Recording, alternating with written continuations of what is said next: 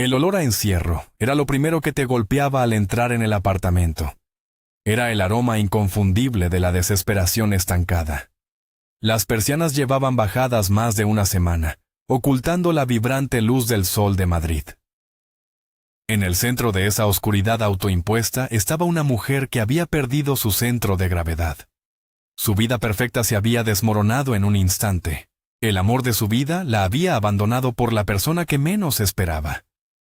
Pero lo que ella no sabía era que esa traición era solo la punta de un iceberg enorme y mortal. Las mentiras tienen la costumbre de flotar hacia la superficie cuando menos te lo esperas.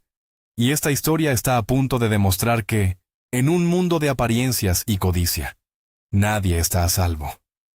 Prepárate para un viaje donde la lealtad se paga con sangre. Blanca y Marcos parecían la pareja ideal de la capital. Él era un empresario ambicioso que dirigía un negocio de vinos exclusivos y restaurantes de moda. Ella era profesora de danza, una mujer radiante y llena de luz.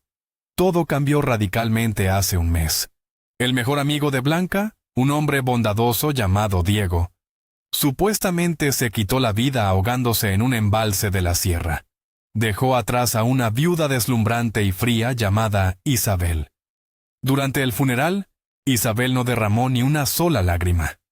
Poco después de la tragedia, Marcos tomó sus cosas y abandonó a Blanca para irse a vivir con Isabel.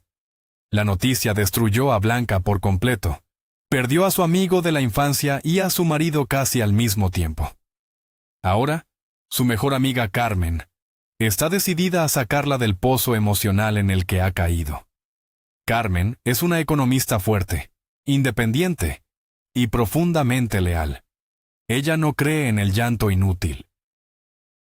Carmen está convencida de que hay algo oscuro detrás de la repentina huida de Marcos, y no piensa detenerse hasta devolverle la sonrisa a su amiga.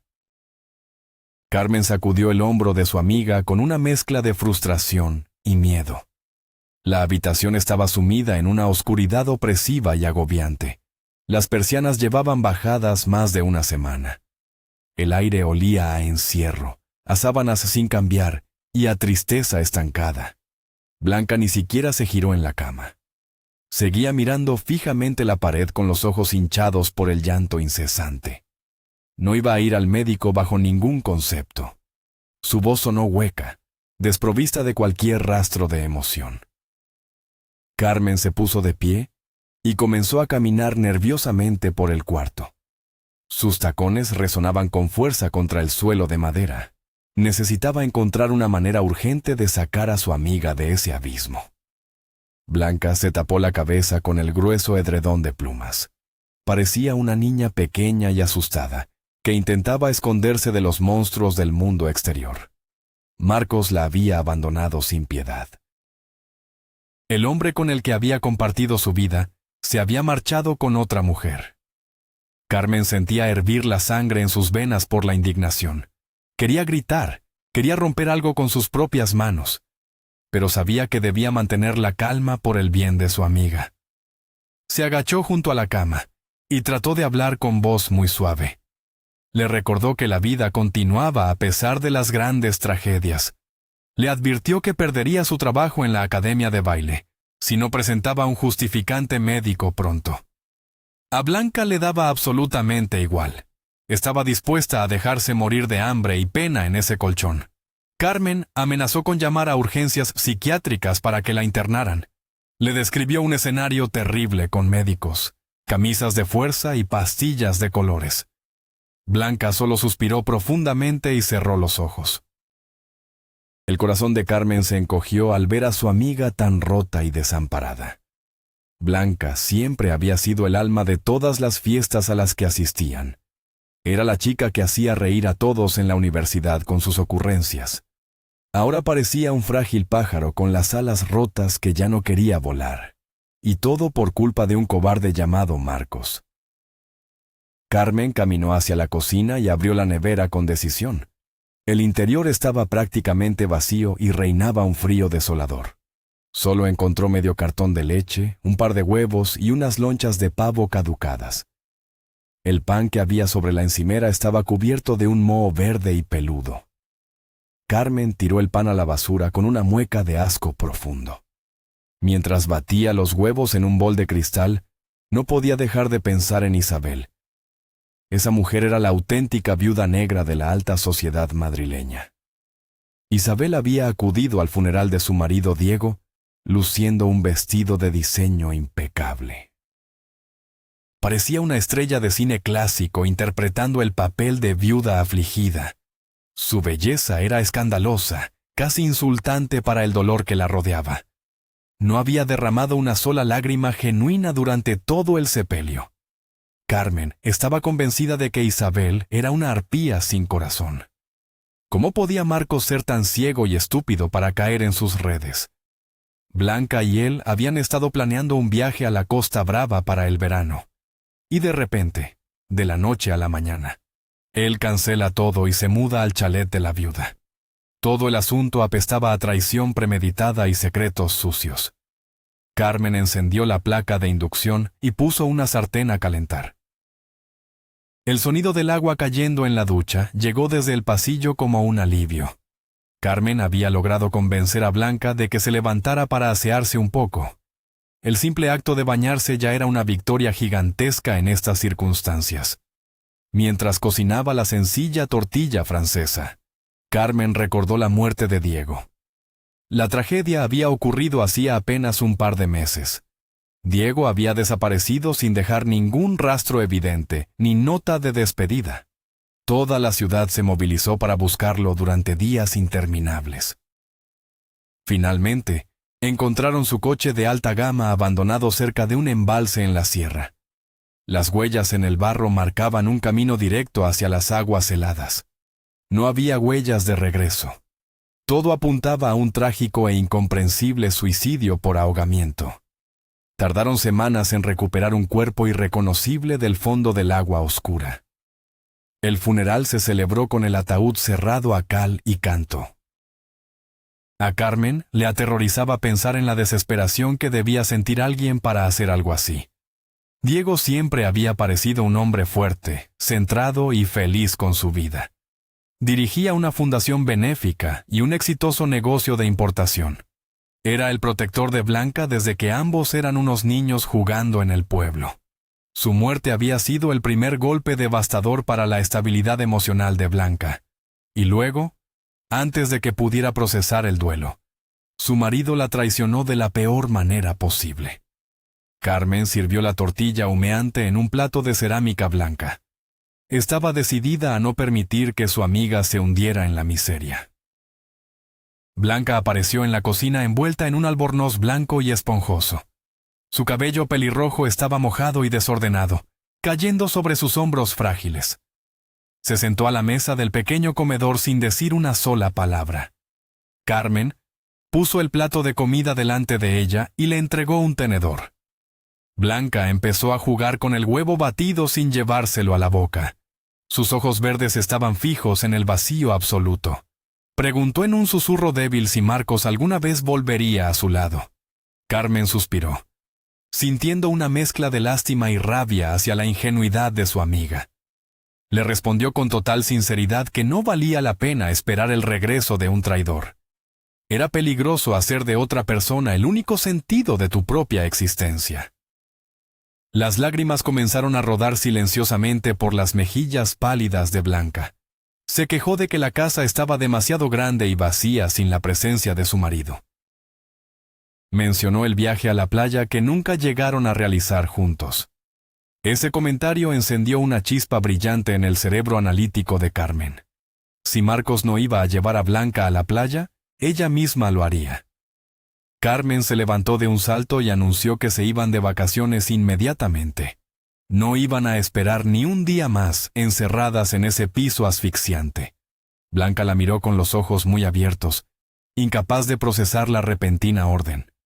Carmen sacó su teléfono móvil del bolsillo y empezó a buscar billetes de tren.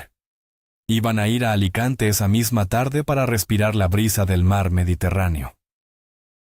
El proceso de hacer la maleta fue un verdadero caos emocional para Blanca. Carmen la obligaba a meter ropa colorida mientras tiraba las prendas grises y aburridas. Le exigió que incluyera un vestido verde esmeralda que resaltaba maravillosamente sus ojos. Blanca protestó débilmente, argumentando que ese vestido era demasiado arreglado para ella. Afirmó que seguía siendo una mujer casada y que no debía llamar la atención de nadie. Carmen soltó una carcajada irónica que resonó en toda la habitación. Le recordó que el matrimonio era un concepto que su marido ya había destruido. 2 horas después, ambas estaban subidas en un taxi recorriendo las calles de Madrid. El tráfico era denso, lleno de claxones y prisas habituales de la capital española. Blanca miraba por la ventanilla con una expresión de desconcierto total. Parecía mentira que ayer quisiera morir y hoy estuviera yendo a la estación de Atocha. Carmen pagó al taxista y arrastró las maletas por el enorme vestíbulo de la estación. Compró un par de cafés cortados para tener energía antes de subir al tren de alta velocidad. El sonido de los anuncios por megafonía anunciaba las salidas inminentes. Blanca se aferraba a su bolso con las 2 manos, como si fuera un salvavidas. Carmen la guió a través del control de seguridad con paso firme y decidido. No iba a permitir que la melancolía ganara esta dura batalla. El tren AVE las esperaba en el andén, listo para llevarlas lejos de los recuerdos dolorosos. Era el comienzo de una necesaria y radical terapia de choque para el corazón de Blanca. El tren se deslizaba a toda velocidad atravesando los campos áridos de Castilla. Carmen observaba el paisaje cambiante por la amplia ventanilla del vagón silencioso. Blanca fingía dormir en el asiento de al lado, con la cabeza apoyada en el cristal. Carmen pensaba en lo peligroso que era amar a alguien con tanta dependencia emocional. Su propia madre había cometido el mismo error fatal hace muchos años. Cuando su padre las abandonó, su madre se apagó como una vela bajo la lluvia. Dejó de arreglarse, dejó de sonreír, y se convirtió en una sombra triste de sí misma. Carmen se había jurado a sí misma que nunca terminaría de esa manera tan patética. Prefería estar sola y dueña de su destino antes que sufrir por el amor de un hombre. Su mayor inspiración siempre había sido su abuela, una mujer fuerte que dirigía una fábrica. Ella le enseñó que la independencia económica y mental era el mayor tesoro de una mujer. De repente, Blanca abrió los ojos y preguntó en voz baja si era posible perdonar una infidelidad. Carmen frunció el ceño, molesta por la persistencia de los pensamientos tóxicos de su amiga. Le contestó secamente que dejar de vivir por esperar a un arrepentido era una estupidez. Le ordenó que pensara en los cócteles que se iban a tomar en el paseo marítimo. Blanca sonrió tímidamente por primera vez en semanas, imaginando el sabor de un buen vino. El tren comenzó a frenar suavemente al acercarse a la luminosa estación de Alicante. El aire cálido y salado del mar se coló en el vagón al abrirse las puertas. El hotel que Carmen había reservado era encantador, pero tenía un pequeño inconveniente técnico. La recepcionista, con una sonrisa de disculpa, les informó que el ascensor estaba averiado.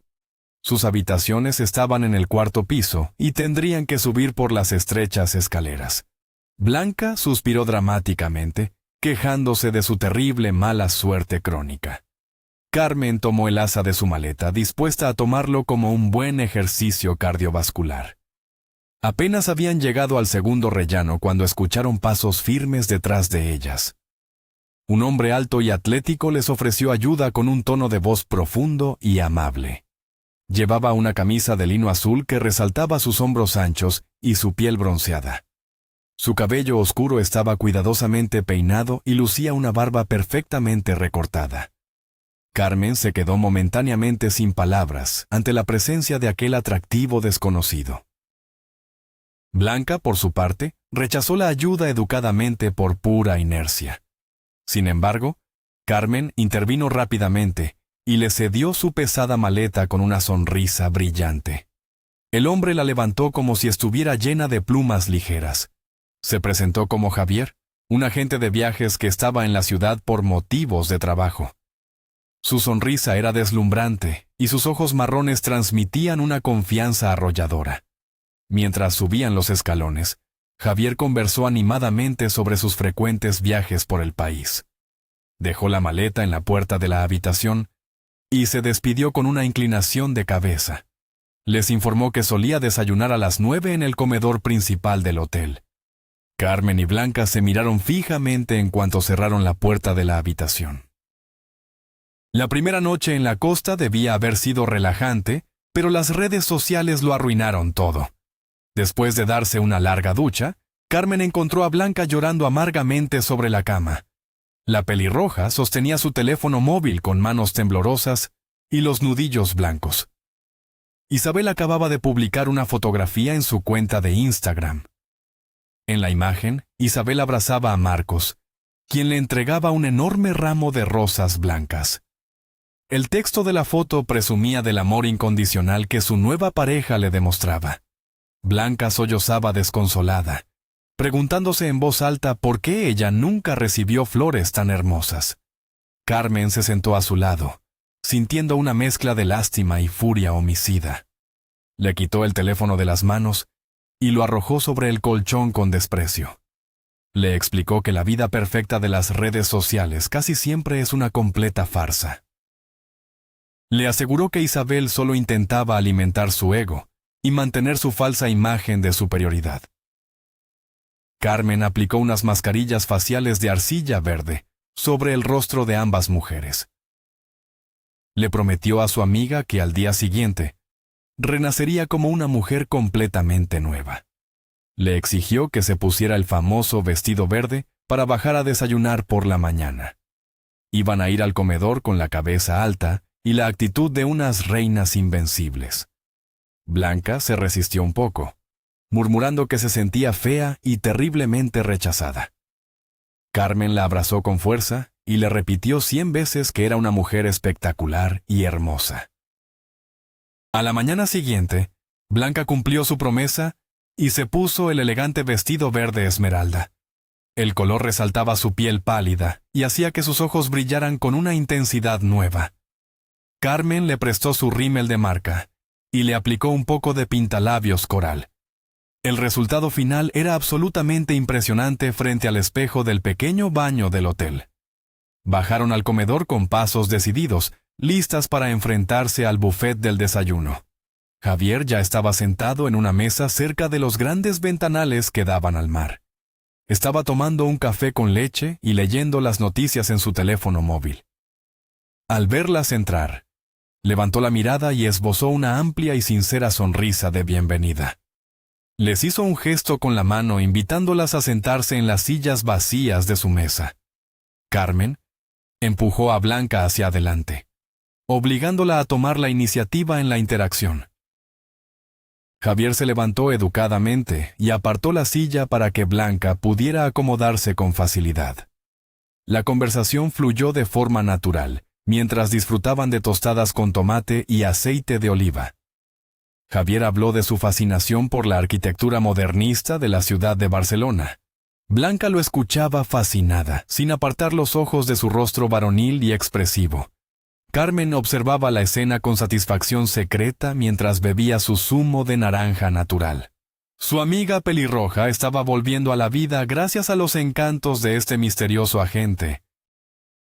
De repente, a Carmen se le ocurrió una idea brillante y deliciosamente vengativa. Sacó su teléfono y propuso que se hicieran un selfie los tres para recordar el momento agradable. Javier aceptó con gusto y acercó su silla a la de Blanca para salir en el encuadre. Carmen tomó varias fotos, asegurándose de que Blanca luciera una sonrisa radiante y genuina. En cuanto Javier se levantó para buscar más café, Carmen abrió rápidamente sus redes sociales. Subió la mejor fotografía y etiquetó a Blanca, añadiendo un comentario provocador y ambiguo. El texto decía que estaban disfrutando de la mejor compañía posible en la costa mediterránea. Sabía perfectamente que Marcos todavía seguía a Blanca y que no tardaría en ver la publicación. Blanca se asustó al principio, temiendo la reacción de su exmarido ante la imagen. Sin embargo, en el fondo, sintió un perverso cosquilleo de satisfacción al imaginarse los celos de Marcos. El resto del día transcurrió en la cálida arena de la playa de San Juan. El sonido rítmico de las olas estrellándose en la orilla actuó como un bálsamo curativo. Comieron paella en un chiringuito frente al mar y bebieron cerveza muy fría con limón. Blanca se rió a carcajadas por primera vez en muchas semanas, olvidándose temporalmente de sus problemas. El color rosado volvió a sus mejillas y la sombra trágica de su mirada empezó a disiparse. Carmen respiró aliviada, sabiendo que su plan de recuperación estaba funcionando a la perfección. Esa misma noche, después de cenar, Carmen descubrió un animado bar de karaoke en el paseo marítimo. A pesar de las constantes negativas de Blanca, la arrastró al interior del ruidoso local. El ambiente estaba cargado de humo, luces de neón parpadeantes y risas contagiosas de grupos de amigos. Después de 2 copas generosas de vino tinto de La Rioja, Blanca perdió completamente la vergüenza. Se subió al pequeño escenario y agarró el micrófono con una energía arrolladora e inesperada.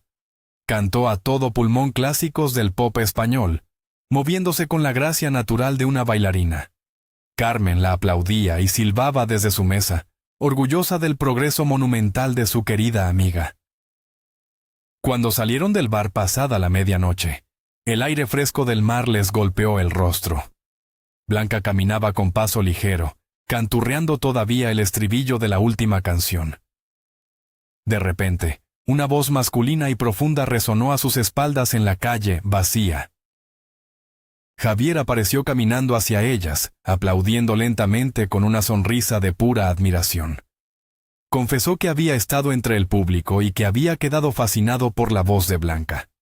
La pelirroja se sonrojó intensamente, sintiendo que el calor subía por su cuello hasta las orejas. Javier le dijo que cantaba mucho mejor que los artistas originales que sonaban en la radio. La tensión romántica entre los dos vibraba en el aire silencioso de la madrugada levantina. Caminaron juntos hasta el hotel, intercambiando miradas cómplices que valían más que 1000 palabras. Los 5 días de vacaciones pasaron volando como un sueño fugaz e increíblemente reparador. En el viaje de vuelta en el tren AVE, Blanca volvió a mostrarse un poco más silenciosa. Temía enfrentarse de nuevo a la cruda realidad que la esperaba en las calles de Madrid. Javier le había pedido su número de teléfono antes de marcharse, prometiendo llamarla sin falta. Resultó que él vivía a pocas horas en coche de la capital, lo que abría una puerta a la esperanza. Al bajar en la estación de Atocha, el calor asfixiante de Madrid las recibió como un muro invisible. Decidieron tomar el autobús urbano para ahorrar algo de dinero, decisión de la que se arrepintieron inmediatamente. Estaban agotadas, sudorosas y cargadas con maletas pesadas que parecían estar llenas de piedras macizas. Finalmente, llegaron al portal del elegante edificio de ladrillo donde vivía Blanca en el barrio de Retiro. Subieron en el ascensor en completo silencio, arrastrando los pies por el cansancio acumulado. Al acercarse a la puerta de madera maciza del apartamento, Blanca se detuvo en seco, totalmente petrificada. La llave se quedó congelada en el aire, a escasos centímetros de la brillante cerradura de latón. Carmen chocó por detrás contra ella, quejándose del repentino e inesperado frenazo en el pasillo. Blanca señaló con un dedo tembloroso hacia la cerradura, sin poder articular una frase coherente. Había rasguños profundos y metálicos alrededor del ojo de la cerradura, como si alguien hubiera forzado la puerta. El terror frío se apoderó del estómago de ambas mujeres en cuestión de escasos segundos. Blanca susurró con pánico que seguramente unos ladrones habían asaltado la vivienda durante su ausencia. Carmen intentó racionalizar la situación, sugiriendo que Marcos podría haber intentado entrar para recoger sus cosas. Sin embargo, la idea de encontrarse a un intruso cara a cara dentro del piso las paralizaba de miedo. Discutieron en el rellano durante un buen rato, dudando sobre si debían llamar a la Policía Nacional. Carmen, harta del cansancio y muerta de ganas de darse una ducha, tomó el control de la situación. Metió la llave en la cerradura con un movimiento brusco y empujó la pesada puerta de madera. El pasillo estaba completamente a oscuras, y reinaba un silencio sepulcral, espeso e inquietante. Entraron de puntillas, conteniendo la respiración, listas para salir corriendo ante el menor ruido sospechoso. Blanca revisó el pequeño joyero del tocador de la entrada y comprobó que todo estaba en su sitio. Carmen se quitó las zapatillas deportivas, anunciando que se metería en el cuarto de baño sin más demora. Se desnudó rápidamente, ansiosa por sentir el agua caliente sobre sus músculos doloridos y tensos. Justo cuando iban a abrir el grifo de la ducha, un grito ensordecedor y desgarrador partió el aire. Era la voz de Blanca, un aullido de puro terror que provenía directamente desde el salón principal. El corazón de Carmen empezó a latir con tanta fuerza que amenazaba con romperle las costillas. Su mente imaginó inmediatamente los peores escenarios posibles llenos de sangre y violencia extrema. Agarró lo primero que encontró a su alcance para defenderse del supuesto asesino de su amiga. En la mano derecha empuñaba un secador de pelo pesado como un martillo contundente de hierro. En la mano izquierda sostenía un bote de laca en spray, lista para rociarlo en los ojos del atacante. Salió corriendo del baño envuelta apenas en una toalla minúscula, patinando sobre las baldosas. Llegó a la puerta del salón dando un grito de guerra salvaje y apuntando con sus armas improvisadas. Sin embargo, la escena que encontró la dejó completamente muda y sin capacidad de reacción. Blanca estaba sentada en el suelo sobre la alfombra persa, con las manos apretadas contra la cabeza. Frente a ella, de rodillas, había un hombre de aspecto desaliñado pidiendo disculpas repetidamente. El hombre giró la cabeza al escuchar la estruendosa entrada de Carmen en la habitación. Los brazos de Carmen cayeron lentamente a los costados, dejando caer el secador al suelo con un ruido sordo. El hombre que estaba frente a ellas no era un ladrón, ni un asesino, ni un extraño cualquiera. Era Diego, el amigo de la infancia que todos creían muerto en el fondo de un embalse. Carmen parpadeó varias veces, convencida de que estaba sufriendo una fuerte alucinación debido al cansancio. Diego lucía completamente diferente al exitoso hombre de negocios que todos conocían hasta hace unos meses. Había perdido al menos 10 kilos, su rostro estaba demacrado y tenía una cicatriz en la mejilla izquierda. Llevaba ropa vieja y holgada que le quedaba francamente mal, muy lejos de sus trajes italianos habituales. Carmen se apresuró a la cocina para preparar té caliente, todavía procesando la locura que estaba presenciando. Cuando volvió al salón con las tazas humeantes, Blanca estaba tocando el brazo de Diego para comprobar que era real. El hombre estaba devorando unas galletas de chocolate con una ansiedad que partía el corazón. Intentaba sonreír y bromear sobre su condición de fantasma aparecido en el mundo de los vivos. Blanca y Carmen lo acribillaron a preguntas desesperadas sobre el funeral, el ataúd cerrado y su coche abandonado. Diego suspiró profundamente, apoyando la taza caliente en la pequeña mesa de centro de cristal. Les confesó que él nunca había estado dentro de esa caja de madera en el cementerio central. Aseguró que la historia era muy larga, peligrosa y difícil de creer para cualquier persona normal. Exigió que se sentaran cómodamente y prometieran no interrumpirle hasta que terminara de contar toda la verdad. Las dos mujeres asintieron en silencio, con los ojos muy abiertos por la anticipación y el pánico. La noche de Madrid caía sobre la ciudad mientras los secretos más oscuros se preparaban para salir a la luz. Diego comenzó su relato retrocediendo 6 meses en el tiempo, a una noche en el majestuoso Teatro Real. Había asistido a la representación de una ópera y durante el descanso se encontró con un conocido. Este hombre iba acompañado por 2 mujeres, y una de ellas paralizó el mundo de Diego por completo. Era Isabel, una mujer que irradiaba una belleza aristocrática y fría, digna de un cuadro del siglo XIX. Llevaba un ajustado vestido de terciopelo burdeos y guantes altos que acentuaban su figura delgada y esbelta. Diego confesó que se enamoró a primera vista de una manera casi enfermiza e incontrolable. Nunca había creído en esos flechazos repentinos. pero la presencia de Isabel anuló toda su capacidad racional. A pesar de ser un hombre sensato y fiel a sus principios, decidió acercarse a ella aquella misma noche. Le ofreció llevarla a casa en su coche, aterrado de que ella lo rechazara y no volver a verla jamás. Isabel aceptó con una sonrisa enigmática, como si supiera perfectamente el efecto devastador que causaba en los hombres. Durante el trayecto, Diego apenas podía concentrarse en el tráfico de la Castellana por mirarla de reojo. Esa misma noche rompió con su novia de toda la vida para poder cortejar a la deslumbrante viuda negra. Fue el comienzo de una espiral de obsesión ciega, que terminaría llevándolo al borde de la mismísima muerte. El cortejo de Isabel fue extremadamente costoso y agotador, desde el primer momento en que salieron. Ella exigía ir a los restaurantes más exclusivos y caros de Madrid, donde pedía ostras y champán francés. Despreciaba cualquier lugar que considerara vulgar o accesible para la gente común y corriente de la calle. Hablaba constantemente de arte, diseño y de sus supuestos antepasados nobles que perdieron sus tierras.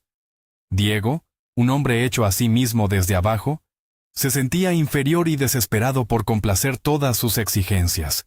La colmaba de regalos caros, joyas de oro brillante y viajes de fin de semana a París o Milán. A los 6 meses de conocerla, Diego compró un anillo de diamantes y le pidió matrimonio en un restaurante de lujo. Ella aceptó con una actitud condescendiente, provocando en él una explosión de alegría totalmente irracional. Isabel exigió que la boda se celebrara por todo lo alto en una finca señorial de la ciudad de Barcelona. Gastaron una fortuna en el banquete, las flores y el impresionante vestido de novia importado de Italia. Al principio, el matrimonio pareció idílico durante los primeros 2 años de convivencia bajo el mismo techo. Ella se encargaba de decorar la enorme casa y de organizar cenas ostentosas para la alta sociedad. Pero la ilusión de felicidad y perfección pronto empezó a mostrar grietas muy profundas y peligrosas. Isabel nunca estaba satisfecha, siempre anhelaba más reconocimiento social y mayor poder adquisitivo. La ambición de Isabel no conocía límites y pronto exigió tener su propio negocio en el centro neurálgico. Convenció a Diego de que necesitaba abrir una boutique de moda de lujo en pleno barrio de Salamanca. Argumentó que estar en casa la deprimía y que necesitaba codearse con gente de su misma posición y estatus. Diego, completamente cegado por el amor, financió todo el proyecto sin hacer demasiadas preguntas al respecto.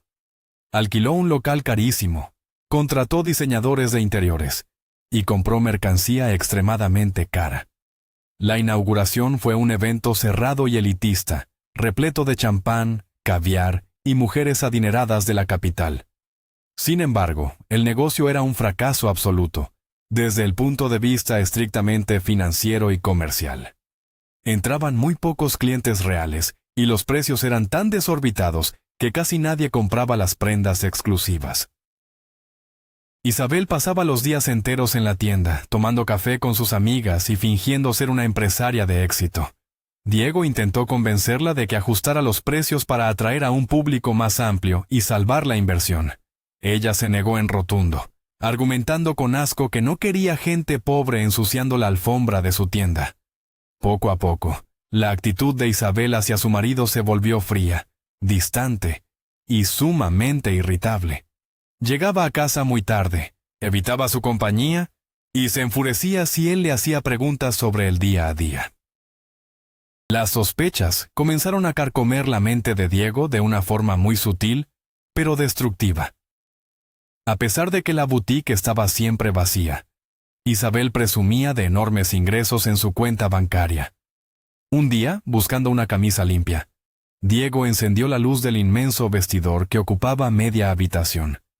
Entre las sedas y los abrigos, descubrió varios vestidos con la etiqueta de la tienda colgando aún de la tela. Eran prendas que Isabel supuestamente había vendido esa misma semana a clientas muy exclusivas de la zona. Cuando Diego le preguntó inocentemente por qué esos vestidos estaban escondidos en casa, ella estalló en cólera. Le gritó con furia que jamás volviera a registrar sus cosas privadas, mostrando un odio irracional y desmedido. Diego comprendió en ese instante preciso que su esposa le ocultaba algo muy grande y muy oscuro.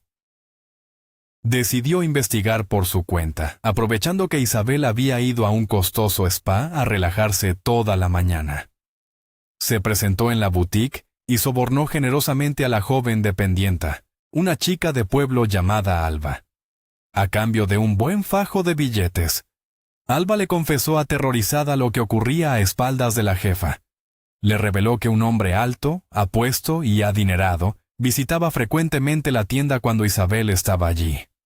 Hacían facturas falsas por compras astronómicas de ropa que, en realidad, nunca salía de los probadores de la boutique. Estaba claro que Isabel estaba utilizando la fachada de la tienda de lujo para blanquear dinero negro. Diego necesitaba pruebas contundentes, así que contrató los servicios de un investigador privado muy discreto. Pasó una semana de auténtica agonía, fingiendo normalidad frente a la mujer que le estaba mintiendo en la cara. El detective finalmente le entregó un sobre marrón lleno de fotografías tomadas con teleobjetivo desde la calle.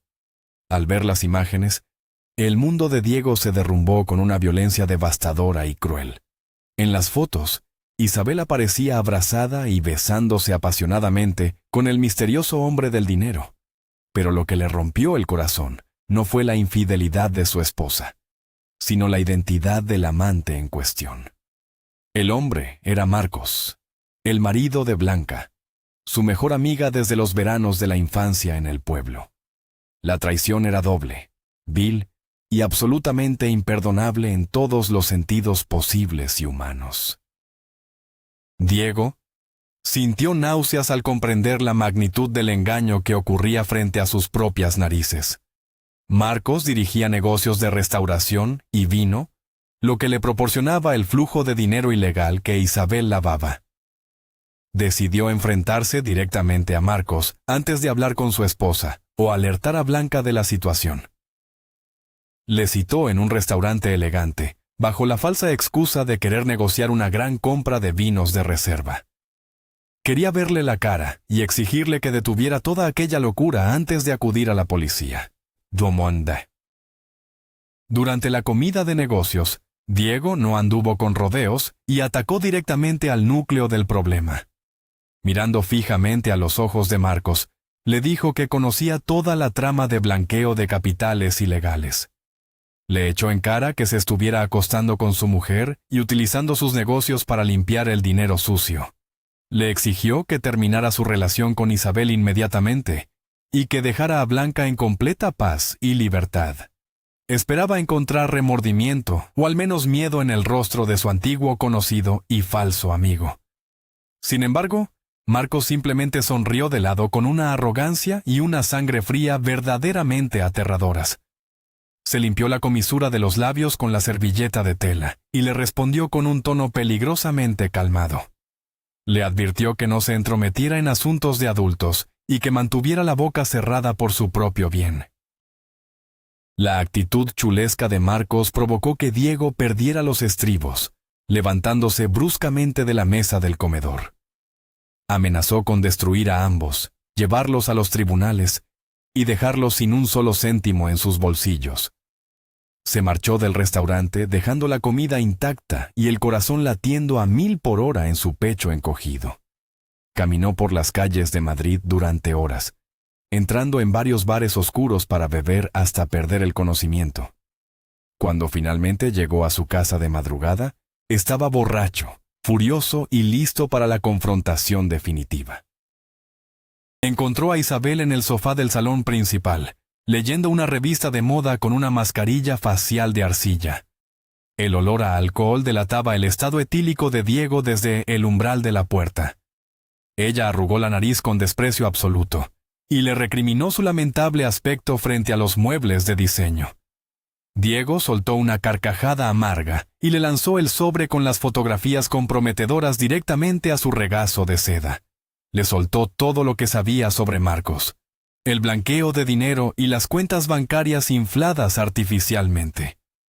Esperaba lágrimas, gritos o una defensa desesperada por parte de la mujer a la que tanto había amado. Para su terrorífica sorpresa, el rostro cubierto de arcilla de Isabel no mostró ni el más mínimo atisbo de emoción. Con una voz fría y metálica, le informó que estaba profundamente decepcionada de su falta de ambición vital. Afirmó que Marcos era un hombre de verdad que sabía cómo conseguir grandes cantidades de dinero rápidamente. Diego contraatacó con fiereza, jurando que los iban a denunciar por fraude fiscal y que ella acabaría en prisión. La amenazó con quitarle la boutique, las joyas, el coche y hasta el último céntimo de sus cuentas compartidas. La cara de Isabel se transfiguró en una máscara de odio puro, perdiendo cualquier rastro de su antigua belleza. Empacó una maleta de diseño en tiempo récord y abandonó la casa dando un portazo que hizo temblar los cristales. Diego se quedó solo en el silencio sepulcral del hogar, creyendo ingenuamente que la pesadilla había terminado por fin. Lo que ocurrió unas horas más tarde fue digno de una película de gángsteres de la peor categoría posible. Diego se despertó de un sueño profundo e inducido por el alcohol, sintiendo un dolor punzante en la base del cráneo. Todo estaba oscuro, su cuerpo vibraba violentamente, y el aire olía a cuero y gasolina barata. Tardó varios minutos en darse cuenta de que estaba tumbado en el asiento trasero de su propio vehículo en movimiento. Intentó moverse, pero descubrió con pánico que tenía las manos y los tobillos fuertemente atados con cuerdas gruesas de nylon. Tenía un trapo sucio metido en la boca que le impedía articular palabra y dificultaba su respiración superficial. El terror se apoderó de sus entrañas al comprender que su esposa no iba a permitir que la llevara a juicio. Isabel y Marcos habían contratado a alguien para silenciarlo de forma rápida, eficiente y sumamente letal. Diego imaginó su propio final violento en un descampado, abandonado a su suerte bajo la luz fría de la luna de invierno. El coche condujo durante horas por carreteras serpenteantes, alejándose del resplandor naranja de la ciudad de Madrid. Finalmente, el motor se apagó cerca de un embalse en las profundidades de la Sierra de Guadarrama. El conductor bajó del vehículo, abrió la puerta trasera y sacó la mordaza de la boca de Diego con un tirón violento.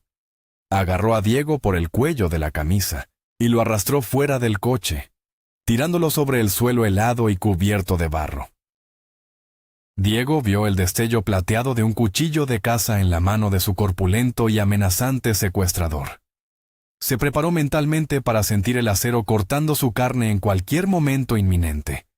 El hombre tenía la nariz rota y cicatrices de peleas antiguas, el típico matón del bajo mundo madrileño.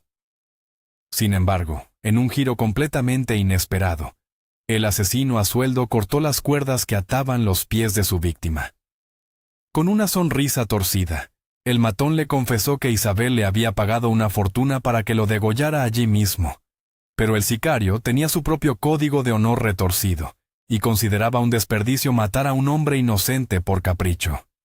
Le advirtió a Diego que, a partir de ese momento, estaba oficialmente muerto para el resto del mundo exterior. Le ordenó que no regresara a la ciudad bajo ningún concepto, o la próxima vez no dudaría en hacer el trabajo completo. El matón se alejó silbando una melodía espeluznante en la oscuridad, dejando a Diego tirado en la fría madrugada. Solo y aterrorizado, Diego se metió en el coche para refugiarse del frío cortante que bajaba de las montañas cercanas. Sabía que debía desaparecer y crear una escena convincente para que Isabel y Marcos se sintieran completamente a salvo. Encontró unas viejas botas de goma de pescador en el maletero y se las puso sobre sus elegantes zapatos de cuero italiano.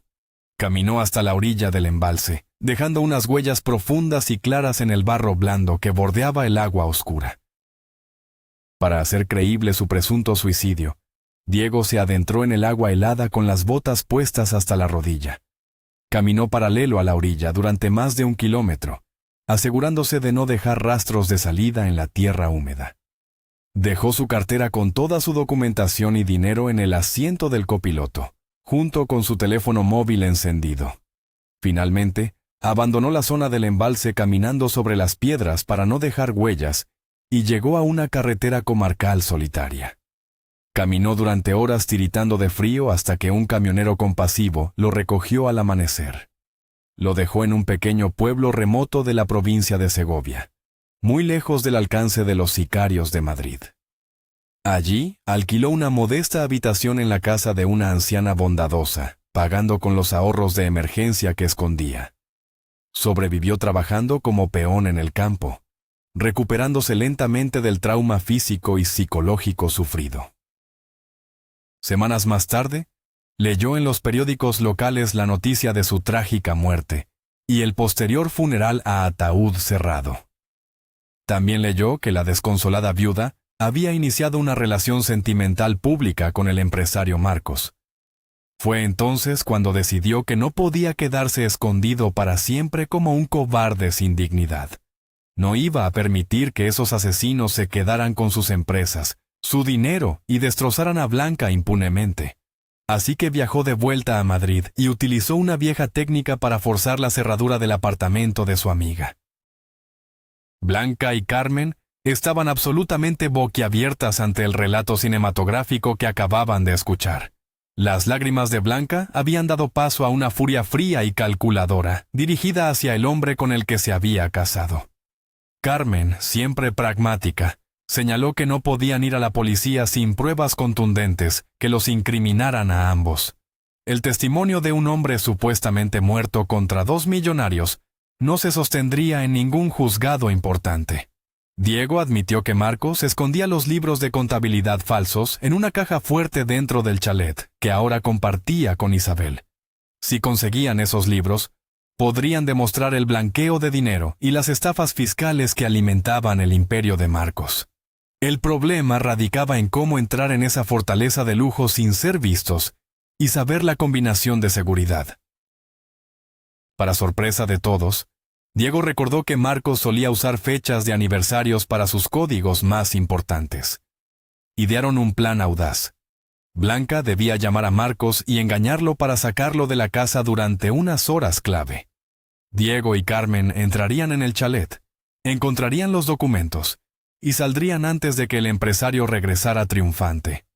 A la mañana siguiente, Blanca cogió su teléfono y marcó el número de su exmarido con manos firmes y decisión férrea. Utilizó todas sus dotes dramáticas, fingiendo llorar desesperadamente porque no encontraba el certificado de matrimonio original. Blanca actuó su papel a la perfección, lloriqueando por teléfono que necesitaba hablar con Marcos urgentemente en un café lejano. Marcos, sintiéndose superior y magnánimo, accedió a salir de su lujosa casa para calmar a su histérica exmujer. En cuanto su coche deportivo salió de la lujosa urbanización, Diego y Carmen saltaron el muro del jardín trasero. Con una habilidad sorprendente, Diego forzó la puerta de servicio que daba acceso directo a la inmensa cocina de diseño. El interior de la casa estaba decorado con un gusto excesivo, lleno de obras de arte modernas y muebles carísimos. Subieron silenciosamente a la oficina personal de Marcos, con los corazones latiendo desbocados por la adrenalina del momento. La caja fuerte estaba oculta inteligentemente detrás de un cuadro abstracto en la pared de madera del amplio despacho principal. Diego probó varias combinaciones de fechas de cumpleaños y aniversarios sin ningún tipo de éxito inicial. El tiempo corría en su contra y el pánico amenazaba con paralizar las manos sudorosas del improvisado ladrón. Finalmente, la puerta metálica cedió con un clic satisfactorio al introducir la fecha en la que Marcos conoció a Isabel. El interior estaba repleto de gruesos fajos de billetes y, lo más importante, de varios cuadernos de contabilidad encuadernados en cuero. Carmen agarró rápidamente los libros y los guardó en su mochila escolar, sintiendo el peso de la justicia en sus hombros. Salieron a toda prisa por donde habían entrado, saltando la valla justo cuando sonaban las sirenas de un coche patrulla en la distancia. De regreso al apartamento seguro de Blanca, los tres se sentaron alrededor de la mesa para analizar los documentos robados. Los libros de contabilidad revelaban un esquema de blanqueo de capitales mucho peor de lo que jamás habían imaginado. Marcos no solo utilizaba la boutique de Isabel para ocultar ingresos, sino que estaba metido en el tráfico de vinos falsificados. Compraba vino tóxico y adulterado a bajo coste y lo embotellaba con etiquetas de marcas exclusivas francesas y españolas. Luego lo vendía a precios desorbitados en sus restaurantes de lujo, envenenando a sus clientes más adinerados sin ningún remordimiento. Diego buscó en Internet desde su portátil y encontró noticias recientes de varias intoxicaciones graves en la zona céntrica. Personas ingresadas en hospitales por fallos hepáticos causados por alcohol adulterado que habían consumido esa misma semana. La indignación llenó la habitación. Marcos e Isabel no solo eran estafadores, sino que estaban jugando con vidas humanas inocentes. Ahora tenían la prueba definitiva, el arma humeante que enviaría a la despreciable pareja a prisión por muchos años. Sin embargo, no podían entregar esto a cualquier comisaría. Necesitaban contactar con alguien completamente incorruptible dentro del sistema judicial. Alguien que no estuviera comprado por el dinero e influencia que Marcos presumía tener en los círculos de poder. Diego sonrió misteriosamente y afirmó tener a la persona exacta para llevar a cabo esta misión tan delicada. Diego contactó esa misma tarde con un viejo amigo de la infancia que trabajaba en delitos económicos de la Guardia Civil. Le pidió que se pasara por el piso de Blanca esa noche para entregarle el caso más explosivo del año. Mientras esperaban, el ambiente en el salón era una mezcla de euforia, nerviosismo extremo y agotamiento mental severo. Blanca y Carmen bebían vino tinto auténtico, brindando en silencio por el inminente final de su peor pesadilla vivida. A las 9 en punto de la noche, el timbre de la puerta principal sonó con una estridencia que sobresaltó a todos los presentes. Diego fue a abrir y saludó efusivamente a su viejo compañero con un abrazo fuerte y sincero de camaradería. Cuando el invitado entró en el salón iluminado, Blanca y Carmen se quedaron completamente petrificadas y sin habla. El contacto policial de Diego, el implacable inspector de la Guardia Civil, no era otro que Javier. Sí, el mismo Javier encantador e irresistible que habían conocido casualmente en el hotel de Alicante unos días atrás. Javier soltó una carcajada sincera al ver las caras de asombro de las dos mujeres sentadas en el sofá gris.